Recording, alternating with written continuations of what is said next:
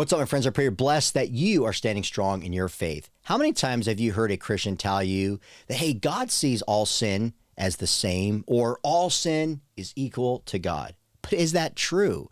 Well, I actually think that it's partially true, but anytime people say these type of things, they're what we refer to as misleading slogans.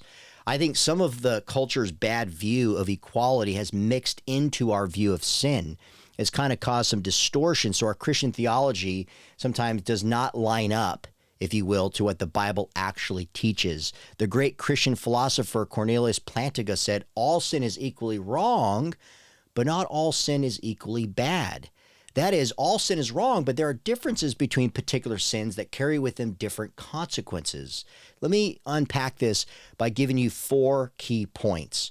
The first point that we have to start with is the nature of God. Now, all sin is sin because it runs contrary to the very holiness, righteousness, and perfection of God. That means sin is contrary to the character of who God is. So no matter how small the sin might be, it is criminal. So now that we understand the nature of who God is, that he is holy, that he's perfect, that he is just, now let's understand the second point, and that is the nature of sin. Now, simply put, because there's a lot of Greek and Hebrew terms, sin is anything that falls short of the moral perfection of God. It's anything that goes against his ultimate objective standards.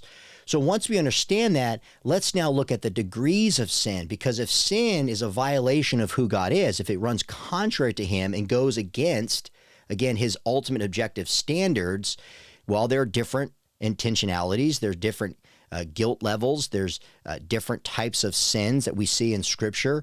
So, for example, when you and I start making some distinctions now, or like I like to say refinements to different kinds and degrees of sins, because here's the thing, my friends, we weigh or judge certain wrongs or sins as greater than others.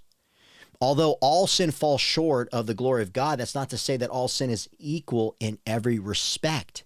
I mean, take, for instance, lying to your parents so that you don't get in trouble versus murdering somebody in cold blood.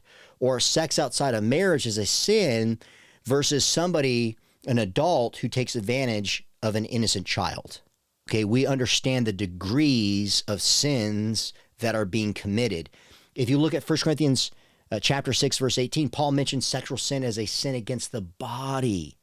You see, all sin, my friends, does harm to our body and our soul, but there are some sins in their frequency that are far worse and detrimental to our well-being. Take, for instance, when you look at John chapter 19, verse 11, when Jesus is standing before Pontius Pilate, he says to Pilate, the one who sent me to you, that is Caiaphas and Annas, those men have committed a greater sin than the one that you are committing. Now, why is that?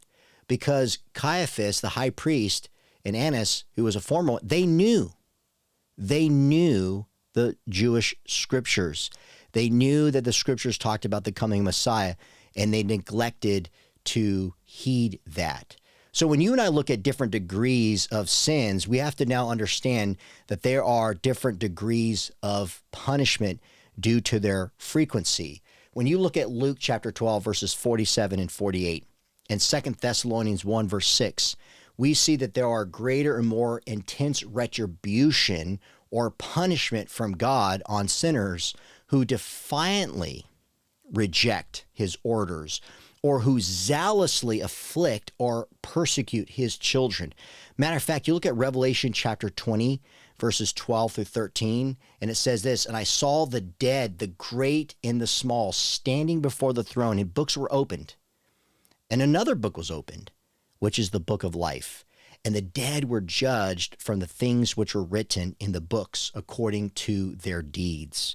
So, my friends, when you hear that misleading slogan, all sin is sin, that's actually not true. When you look at the nature of who God is, when you look at the nature of sin, you look at the different degrees of sin that the scriptures lays out, and according to that, the degrees of punishment as a result to someone's intentionality or lack thereof.